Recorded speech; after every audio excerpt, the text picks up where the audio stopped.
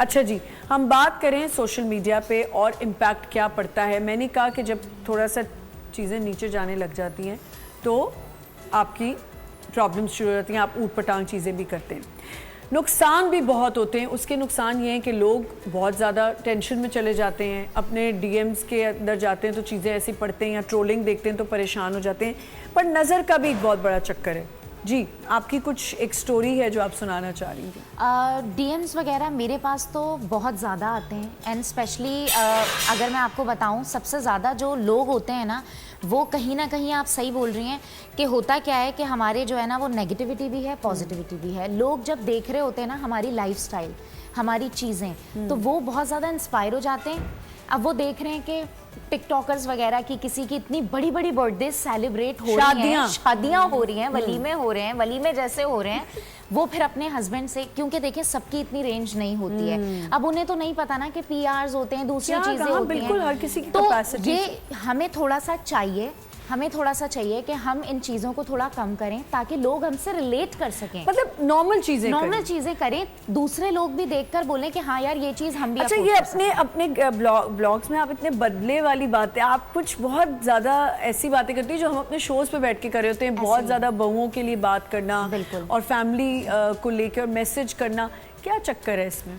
बहुत लंबी कहानी है, इंशाल्लाह इस पे तो एक शो हो सकता है, लेकिन ये मैं आपको बताऊं कि 3 शोज हो जाएंगे। हाँ बिल्कुल बिल्कुल। मैं कहीं जाती हूँ, मैं बोलती हूँ यार 1-2 घंटे मेरे लिए काफी नहीं है, इतने दुख हैं। पर आप कितना अच्छा काम कर रही हैं। बस मेरा ये होता है, देखें हमारी जो बहुएं हैं ना स्पेशली बेचारियां, जब उनकी शादियां हो जाती हैं। अच्छा चले थोड़ा सा इसको वो कर लेते हैं, कहीं कहीं सासें भी अच्छी हैं, बहुत अच्छी हैं, बहुत ख्याल करती हैं। देखिए सारी चीजें होती हैं, लेकिन मैं आपको एक बात बताती हूँ, जब मैंने कंटेंट क्रिएशन शुरू की थी ना, तो मैंने ये सारी बहुओं के हक में, मैंने रमजान में क्या किया कि मैंने बहुओं के छोड़ छाड़ सास और नंदों को अच्छा दिखाया।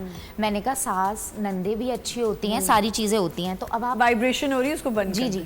अब आपको पता है मेरे साथ क्या हुआ? मेरे साथ ये हुआ कि लोगों ने मुझे बोलना शुरू कर दिया, आप कौन से प्लेनेट पे रह रही हैं कि जहां पर सास नंदे अच्छी होती हैं? नहीं होती हैं, ऐसा बिल्कुल नहीं है, बिल्कुल होती हैं। ये हमारे लोगों ने बस सोच लिया कि नहीं हो सकती हैं, बना दिया है वो। लेकिन ज्यादातर एक्चुअली ना ज्यादातर यही है। हाँ बिल्कुल ज्यादा बहुत ज्यादा चीजें। अच्छा, आपने कहा कि नजर का एक चक्कर हुआ, तो आपके मिसकैरेज 2 बार हुआ है बैक टू बैक, और वो मैंने एक्चुअली बता दिया था लोगों को एक्साइटमेंट में आके। एक बार मैं प्रेग्नेंट हुई, वो मिसकैरेज हुआ। अभी कितने ऑलरेडी बच्चे? 2। अभी 2 माशाल्लाह से मेरे बच्चे। तो क्या जरूरत थी आपको आवाम को बताने की? वैसे बस वो मुझसे गलती हो गई। गलती हुई ना, क्योंकि देखिए ये चीज गलती हुई क्यों हम करते हैं। मैंने जो ऊट पटांग बातें की, I am sure this is not ऊट पटांग, ये तो एक खुशी है।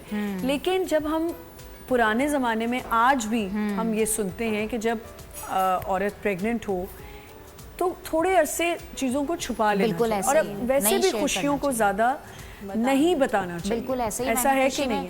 अब तो मैं बिल्कुल मान गई हूँ, और मेरा ये था कि यार चलो। 2 मिसकैरेज हुए, 2 बैक टू बैक। पहले मैं प्रेग्नेंट हुई, 1.5 मंथ था मेरा, 6 वीक का, वो फिर मेरा हुआ। तो आपने क्यों बताया? मैं सिर्फ ये जानना चाहती हूँ। बस मैंने वो व्लॉग्स वगैरह बनाती हूँ, तो फिर मुझे काफ़ी लोगों ने देखा था। जब मैं हॉस्पिटल जाती थी तो थोड़े थोड़े लोगों को पता चल रहा था। 1-2 लोगों ने मेरी वीडियो भी कहीं जो है सोशल मीडिया पे, टिकटॉक वगैरह पे लगा दी थी।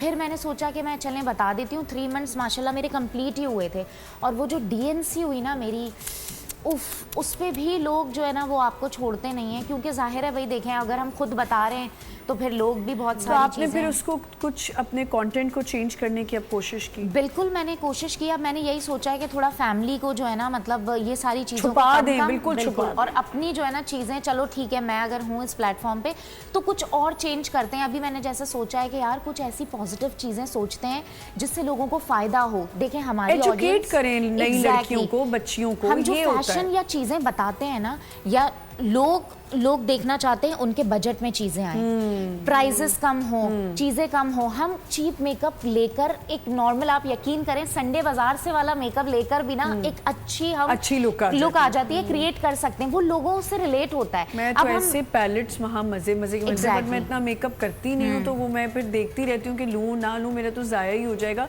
पर कितनी मजे की चीजें मिलती हैं उस चीजों पे। अब मैं जो है ना, जितना मैं संडे बाजार को प्रमोट करती हूँ ना, यहाँ बैठ के, ये सारे संडे बाजार वाले सुन लें, जब मैं जाती हूँ तो क्या सब महंगा देते हैं हम मुझे। लोग discount दे तो देते इतना महंगा देने लग गए, समझ आती है। इससे बेहतर तो मैं शॉप पे जाके ले लेती। अच्छा तैयार हो के मत जाया करें। अच्छा, एनी स्टोरीज ऑफ योर्स के आपके डीएम्स में या आपने कोई अपने आप को चेंज किया और कोई नुकसान हुआ आपको इससे? मुझे एक स्टोरी याद है कि मैंने एक ड्रेस पहना था, बहुत हसीन ड्रेस था और वो कोलैब में था। अब कोलैब की ये जो कुछ है ना अल्फाज, ये हमारी फील्ड में बहुत नॉर्मल है, कोलैबोरेट करना, Collaborations ब्रांड्स होती के साथ काम करना, ये नॉर्मल अवाम को तो पता ही नहीं होती। तो मैंने, एक लड़की ने मुझे मैसेज करा एंड शी वाज लाइक मेरी एंगेजमेंट हो रही है, आप प्लीज मुझे अपना ये ड्रेस दे देंगी मुझे पहनने के लिए, बस आप मुझे दे दे फ्री में, आपके पास तो इतने कपड़े आते हैं।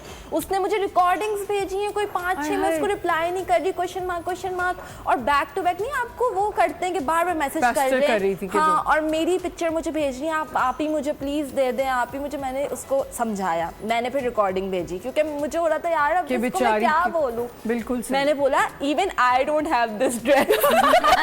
ये सच्चाई है। मैंने कहा ये ड्रेस मेरे पास नहीं Exactly. है, ये मेरा ड्रेस नहीं था। ये जो कपड़े हम रोज पहनते हैं, उनको टैग करने का मतलब ये होता है कि जी हमें भी कपड़े उधार मिले हैं। मैंने उसे बोला, मैंने वो ब्रांड को प्रमोट किया था, मैंने उनके साथ ये काम किया था, ये पिक्चर्स वीडियोस हुई थी, बस मैंने वो लगाई, मेरे पास ये कपड़े नहीं है आपको कहने की। वो उससे लगा मैं शायद कुछ क्या कह रही हूँ, मैं उसे समझ नहीं आया। मैंने उसे फिर से मैंने कहा सच में मेरे पास नहीं है। और ये तो चले एक मजे की स्टोरी। एक्चुअल में लोग ना हमारी फैंटेसीज को रियलिटी समझ रहे हैं। तो बताएं लोगों को, ये हम फैंटेसीज ही दिखा रहे हैं, हम फैंटेसी घर में ऐसे ही हैं। पास भी अच्छे